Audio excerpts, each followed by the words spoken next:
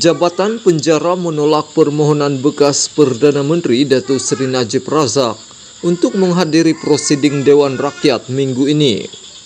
Perkara itu disahkan peguamnya Tan Sri Muhammad Syafiee Abdullah selepas prosiding perbicaraan penyelewengan dana RM2.3 bilion 1MDB hari ini. Muhammad Syafiee berkata Jabatan Penjara menolak permohonan anak guamnya untuk hadir pada prosiding itu yang dibuat pihaknya pada 19 September lalu kepada Ketua Pengarah Jabatan Penjara. Mereka membalas permohonan itu dan tidak benarkan atas alasan keselamatan. Saya rasa sangat pelik kerana sebenarnya Parlimen lagi selamat daripada mahkamah kerana di mahkamah beliau terdedah kepada orang awam. Oleh kerana permohonan ditolak, kami membuat rayuan kepada Menteri Dalam Negeri dan menulis surat kepada Speaker Dewan Rakyat, Tan Sri Azhar Azizan Harun.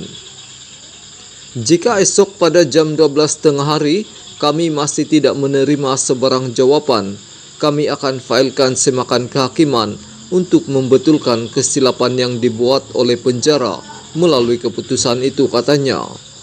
Muhammad Syafiee berkata pihaknya bagaimanapun perlu mendapatkan kebenaran terlebih dahulu daripada Mahkamah Tinggi sebelum boleh memulakan semakan kehakiman. Sementara itu Muhammad Syafiee menegaskan Najib masih lagi seorang ahli parlimen dan sepatutnya diberikan hak untuk hadir pada sidang parlimen yang turut akan mendengar pembentangan bajet 2023 Jumaat ini. Katanya ahli parlimen pekan itu juga sepatutnya diberikan hak untuk berjumpa pembantu politik atau dibenarkan melawat kawasannya. Perkara kedua, kami ada memberitahu penjara bahawa sekurang-kurangnya 2 atau 3 kali seminggu sepatutnya pembantu politik boleh melawatnya untuk mendapatkan arahan mengenai apa yang perlu dilakukan supaya rakyat di kawasan itu mendapat perkhidmatannya. Kalau tidak, mereka tiada ahli parlimen yang berfungsi. Ketiga, ini mungkin lebih sukar untuk diuruskan tetapi tidak mustahil, yaitu sekali-kali beliau selagi seorang ahli parlimen sepatutnya boleh diiring ke kawasannya untuk mendengar keluh kesah penduduk. Kemudian beliau boleh mewakilkan kerja kepada pembantunya bagi mendapatkan penyelesaian atau mungkin memberikan bantuan, katanya.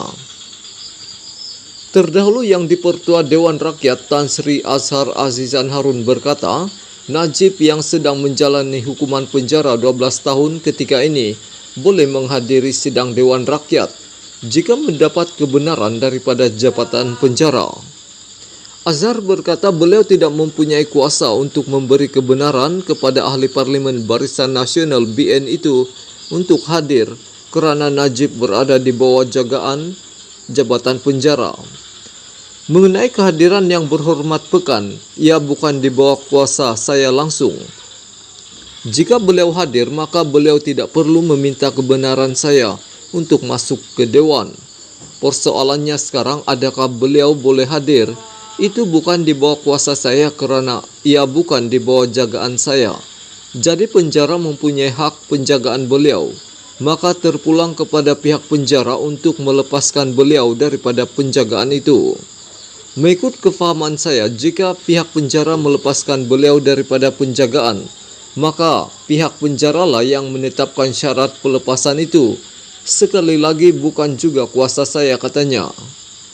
Beliau berkata demikian sebagai maklum balas kepada Mohammed Hanifah Maidin, PH Sepang, yang membangkitkan cadangan supaya Najib dibenarkan hadir ke parlimen.